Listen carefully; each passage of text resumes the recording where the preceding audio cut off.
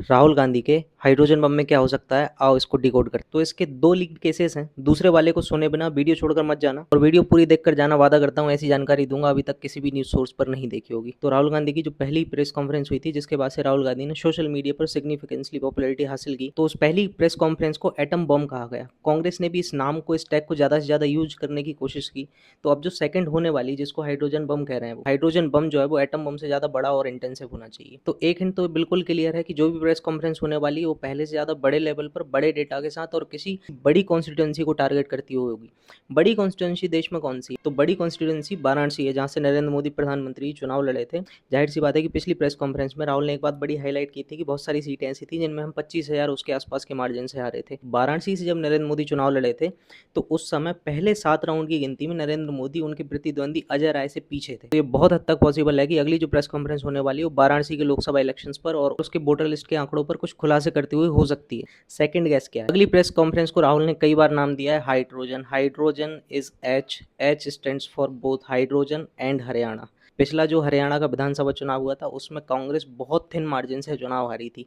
All in all अगर voter percentage के हिसाब से देखा जाए तो 22,000 वोट्स टोटल ऐसे थे जिनकी वजह से कांग्रेस इस चुनाव, विधानसभा का चुनाव हार गई थी। ये वैसा ही है जहाँ पर कुछ सीटों पर 100 वोट से कांग्रेस पार्टी हार गई, कुछ सीटों पर 500 वोट से आ गई। ऑल इन ऑल अगर पूरे हरियाणा की सीटों पर दोनों पार्टीज के वोट गिरे तो 22,000 वोट सिर्फ लगभग कांग्रेस पीछे थी। तो हरियाणा विधानसभा की सारी सीटों का जो वोटर्स का डेटा है उसको प्रोसेस करके राहुल शायद देश के सामने यह बात रखेंगे कि हम जो बहुत थिन मार्जिन से हारे हैं, जो कम कम वोट से हारे हैं, उसमें बहुत सारे वोटर लिस्ट में कमियां हैं, जो गड़बड़ियां, उनको उजागर कर सकते हैं और शायद इसको बहुत बड़ा स्कैम का नाम भी दे सकते हैं। And which is most probably कि शायद उसमें फिर इलेक्शन कमीशन को बहुत ज्यादा नीचे देखना पड़ेगा। तो ये दो वाइल्ड गैस हैं राहुल गांधी की अगली हाइड्रोजन बम की प्रेस कॉन्फ्रेंस को लेकर। पर्सनली जिसमें मुझे ऐसा लगता है कि हरियाणा चुनाव से रिलेटेड ये ज्यादा हो सकती है, बिकॉज एक प्रदेश का विधानसभा चुनाव ही पूरा का पूरा चोरी कर लिया। राहुल इस नैरेटिव को जनता के सामने लाकर सेट करना चाहेंगे और ज़्यादा से ज़्यादा लोगों को ये बताना चाहेंगे कि कहीं ना कहीं गड़बड़ियाँ हो रही हैं। टाइम क्यों लग रहा है इस प्रेस कॉन्फ्रेंस में? ना शायद पिछली बार जो एक प्रेस कॉन्फ्रेंस हुई थी वो सिर्फ एक सीट की थी और इस बार शायद पूरे राज्य का डेटा है। प्रोबेबली एक बहुत बड़ी टीम इसको एनालाइज कर रही है, इसलिए टाइम लग रहा है।